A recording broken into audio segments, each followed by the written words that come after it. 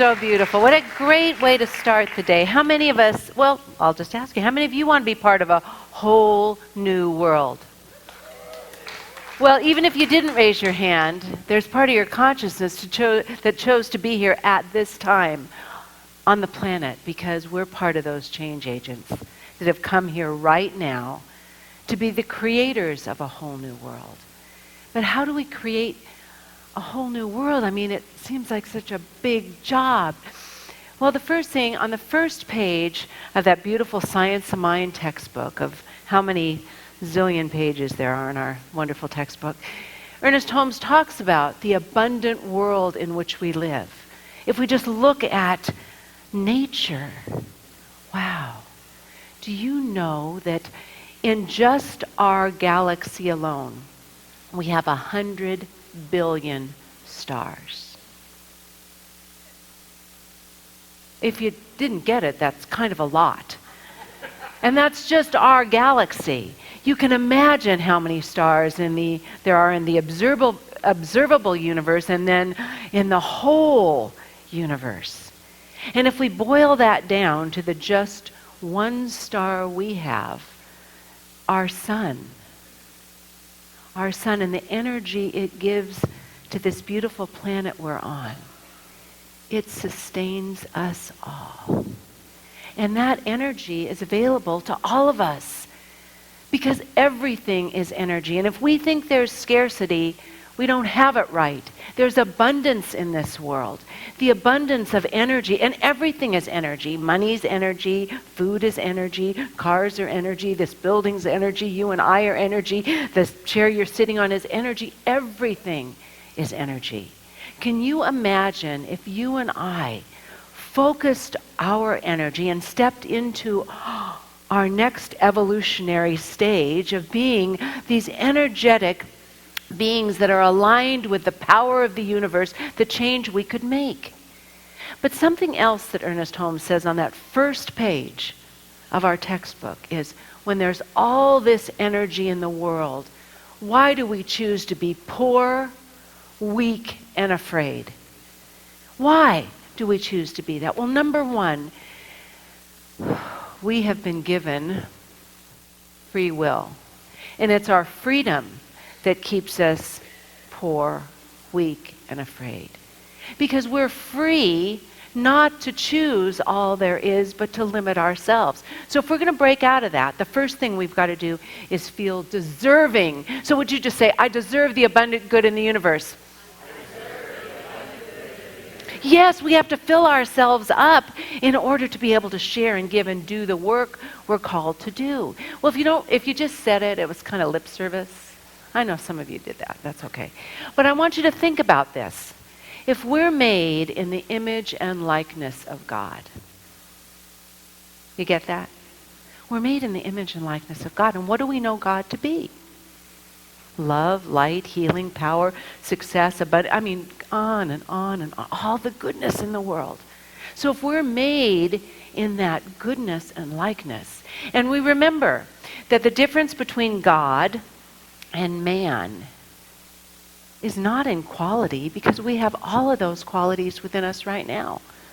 It's just the degree. We can't go creating universes, at least I can't, but most of us can't go creating universes, but we are creative beings and we can create much more than we think up here, because the only thing that keeps us limited, the only place there is scarcity, is in our mind. So when we feel deserving of the good that's present, number one, and then we set our consciousness straight, which simply means we align with the good that is present. Remember, the laws of the universe, the laws of attraction, the law of reciprocity, the law of correspondence, the law of all abundance, tells us that spiritual science cannot give us something for nothing, if you know what I mean. We've got to do our part. We've got to give our part, our consciousness, our focus, our vibrational resonance with those things in order for them to happen. This is a tough quote from the Bible, from Jesus, but I'm going to read it because I really understand what it means now after reading and reading. It says, whosoever hath, to him shall be given, and he shall have more abundance. But whosoever hath not, from him shall be taken away even what he hath. Well, I didn't like that so much. But I realized when you're in a consciousness of poverty or lack or limitation, you don't even see the good, the wonder, the prosperity you've been given. You don't even claim it, and it's right there for you. So it's taken away because you don't accept it. If we recognize and realize that everything is a reflection of what we believe, then we have to get bigger beliefs about who we are and our place in this universe. Eckhart Tolle said, if we're really going to live in this joyous abundance, the first thing we have to do is acknowledge the good we already have. That's the foundation for abundance. It's not about going out and trying to get more, because the more you want, either the more worried you get about losing it, or it's never enough. But once you have that foundation of gratitude for all that you've been given, it's the launching pad to live a joyous and abundant life. But we limit ourselves and we restrict ourselves, but don't feel bad. It's not just our fault.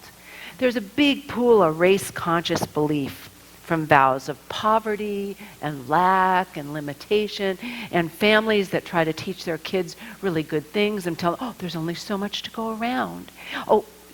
All the things that keep us feeling there's not enough. But we need to break through that and really focus on the abundance that's there. I mean, when you look at the beautiful stars at night, do you just look at a couple of them? Or do you give yourself the gift of the whole sky? It's our choice. We have to realize that doesn't mean there's just not enough. And the other limiting thought we have is that life is such a struggle. Now, sometimes we all feel that way. But sometimes people feel that life is a struggle. It's just here we have to endure this thing called life when we've been given this abundant world in which we live. And it's not because the good isn't there. It's because it might not fit our view of life. It's never a situation that really causes us pain and lack and limitation. It's our thoughts or beliefs about that situation. Are you understanding that? I mean, I can think in my own life, from the time I was 4, there's been a lot of loss that's happened to me in my life, and big things. But there's always been something in me, always, that knows there's something greater that wants to be born. That there's a reason for it. There's a reason for the loss. There's a reason for the problem that's happened, because something new and more beautiful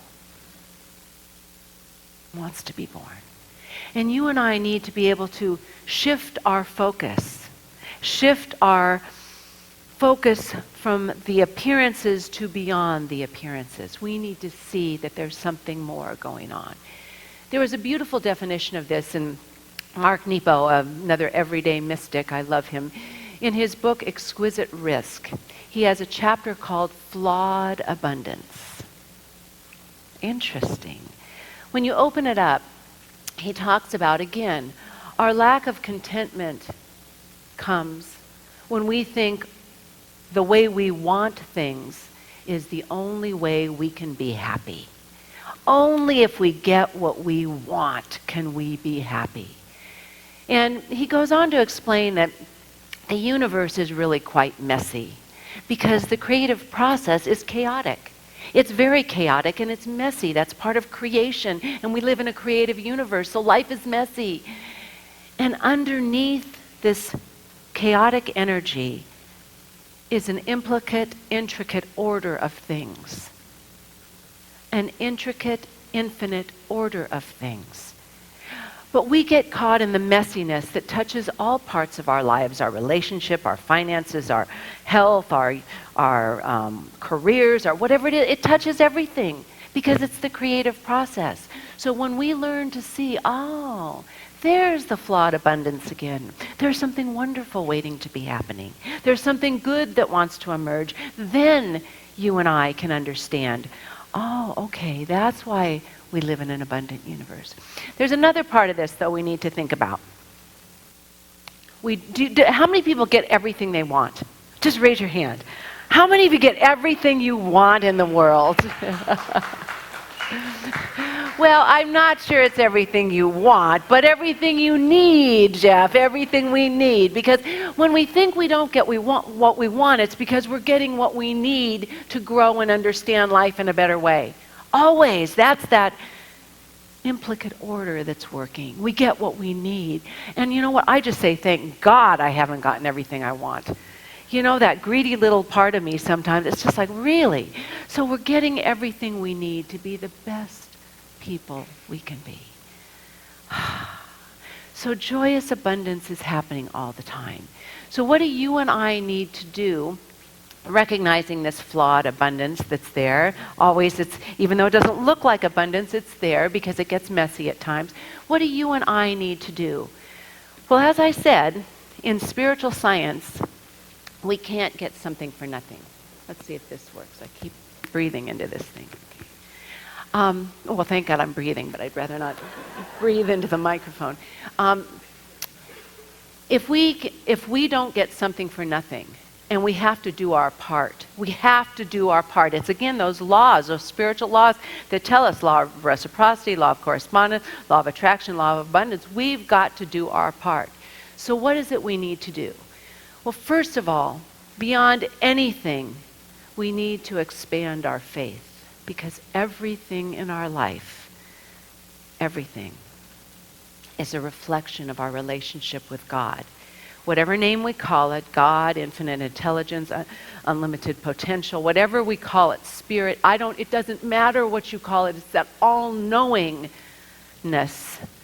Everything is a reflection of our relationship with God. So I think we need to understand, first and foremost, that God is good and God is always good and God is always conspiring for our good.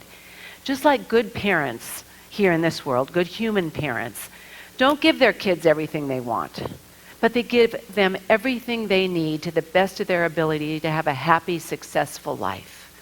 Well, we have a parent, the Father, Mother, God, from which we are created, that gives us everything we need to have a happy, healthy, successful, loving life. There's things we need to learn on the way, but we've been given it all, and we have that beautiful, I could call it the protector, the light of God, the love of God, the guidance of God that's working all the time. It's everywhere present, always for us. So faith, number one. The second thing we have to do if we're going to accept this joyous, flawed abundance is to make the conviction to do our part. We have to do our part to get our energy aligned with the goodness of the world. Now, I want to tell you, you might think, oh, but I've had a lot of problems in my life. Well, I'm going to tell you about a woman, an amazing woman, and she's alive today. And she happens to be the oldest living yoga teacher. And that was in the Guinness Book of World Record 2 years ago when she was only 95. She's now 97, and she is an active yoga teacher. Her name is Tao Porchon Lynch, and she teaches yoga in the suburbs of New York where she lives, also at a very large yoga studio, I can't remember the name of it, in Massachusetts, and on the island of Jamaica. And that's a very recent picture of her. She does that in between winning dance competitions. She started studying ballroom dance at 87, and she's won many, many dance competitions. And in between her many wine tastings she holds, and in her conversations with the Dalai Lama on how to bring more peace and spirituality into the world. Now you might think, oh, she was blessed from the time she was born. Well, she was born in India, and she marched with Gandhi. So she's seen trouble. She moved to France, and she fought in the French resistance in the 40s. So in the 30s, she marched with Gandhi.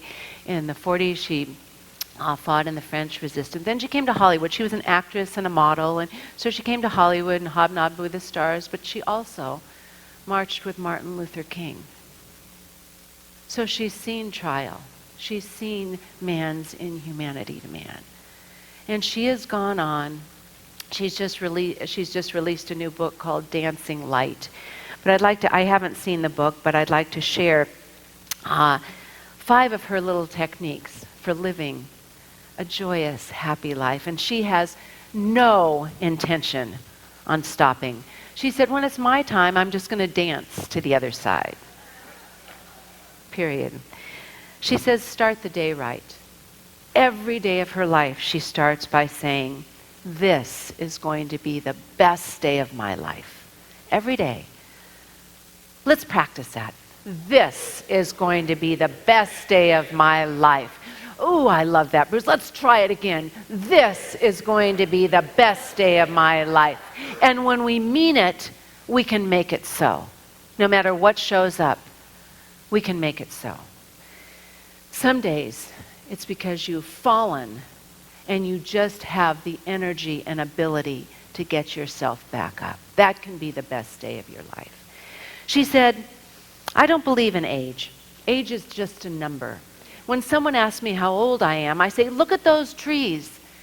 They're hundreds of years old, and look how vibrant they are.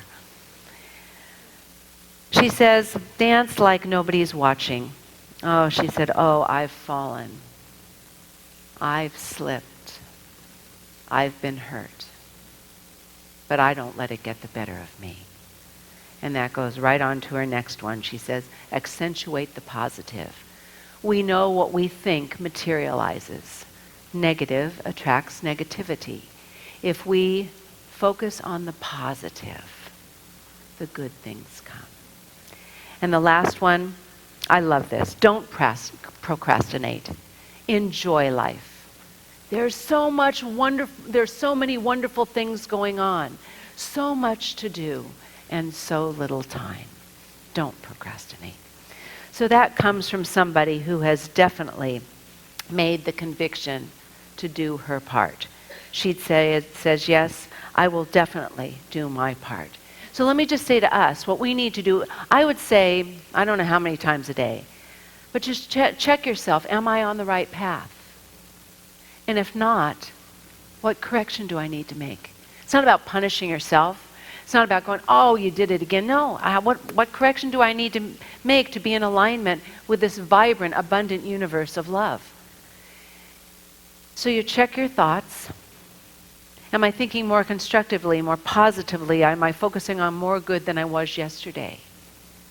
And if the answer is no, what spiritual practices do I need to include in my life so I can get my spiritual muscles strengthened? Do I need to pray more, meditate more, contemplate more, commune with nature more? What do I need to do? Journal more? What do I need to do to align myself with that good? Joseph Campbell said, it's when we've fallen that we find the gold. It's when we've fallen that we find the gold. When medieval monks were asked, well, how do you expand your faith? They said, well, when I fall, I get up. And when I fall again, I get up. And when I fall again, I get up. And I was thinking, well, what about those times? I was thinking back in my life, in the times that were really hard to get up. Really hard to get up. When you've been just whopped down and it's like, I don't recognize anything, how do I get up? Well, it's funny, on the computer screen, those little messages come by, and I'm contemplating, and this little message comes by. How do you make relationships, well, it was really your relationship with your spouse, but I'll just say relationships, better in your life? Well, I'm always wanting things better, so I clicked, here are 2 words to make your relationship better. Better for good, and I'm like, oh, cool. Well, if I thought about it, I would have known. 2 words. Thank you. How often does thank you, just being appreciative for people, things in your life, give you the strength to get up? Give you the strength to do something more. Thank you. I'm going to give you a little challenge today. Every time you think thank you, I'm going to challenge you to say it today. Because I know we have thankful hearts. I know it. I know we're thankful for so many things, but I don't think we always share it. Am I right? We don't always share the appreciation we feel. How much better and more beautiful and more abundant this world would be if we practice that thank you on a regular basis. And the last thing I want to share is really about sharing our love and sharing our good. When we can't find the strength to get up ourselves, if we can think of someone else we can help, thank you, Sister Frida. Good we can do, one step at a time. When you were talking, good happens progressively. So you start with one person, you start with 19 students, you end up, or 29 students, you end up with 149 or whatever. That's how life works. We start with one good deed, one good act. So today, I want you to just close your eyes. We're going to end right now with a poem by Mark Nepo that talks about sharing, and then a prayer for our world, for our good, for the light that we know is calling for us to do our part, to share our abundance, whether it be love, whether it be a talent, a gift, our time. Mark Nepo says, stripped of causes and plans and things to strive for, I have discovered that everything I could need or ask for is right here in flawed abundance. We cannot eliminate hunger, but we can feed each other. We cannot eliminate loneliness, but we can hold each other. We cannot eliminate pain, but we can live a life of compassion.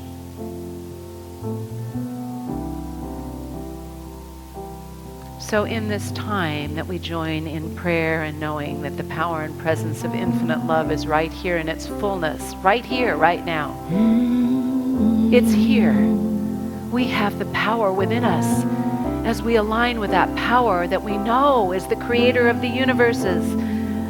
We know it, we see it, we feel it, we are it, we feel empowered to know a greater truth right now, beyond the pain of the flawed abundance that's before our eyes. We can see the order that's calling to be risen up by the knowingness we have in this moment as we imagine and immerse ourselves into seeing and knowing the love, the compassion, the help, the healing that's going on right now as we expand beyond what is into what is calling to be birthed and brought forth, knowing we each have a significant part to play as we align our energy with that good.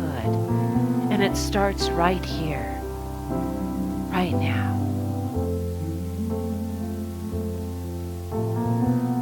We imagine and know there is a world of love, of compassion, of tenderness, of power, of abundant good and joy that might not look like the world we think, but it's there for us as we join together. How blessed we are. And so I'm going to ask if you've taken the hand of the person next to you. I just want you to hold that hand, knowing that it is a hand of God. It is an expression of spirit right here. And it is not by accident that we're here right now together, because we can create a goodness. We can send love and prayers right now out for healing in this world. We can send, love to those that are lonely. We can send compassion to those that are hurting. We can send strength to those that are weak and lost right now. We can heal the suffering by knowing and sending love. It's not hatred. It's not condemnation. It's the love that heals. And we know that, we see that, we are it right now. And so I'm simply going to invite you to let that love just stream through this room, through the hands and hearts that you hold right now, and let it fill this room, knowing all of the angels that are here right now. Bless us and take that love as it's scattered out into this world. Any place you know right now especially needs our love, whether it's in your own home, it's in a community, it's in a family, it's around the world, it's in Paris, wherever it is. It's in Syria, it's in Iraq, it's everywhere. We send the love now. We don't hold it back. There's no reason. It's infinite, eternal, forever, unconditional.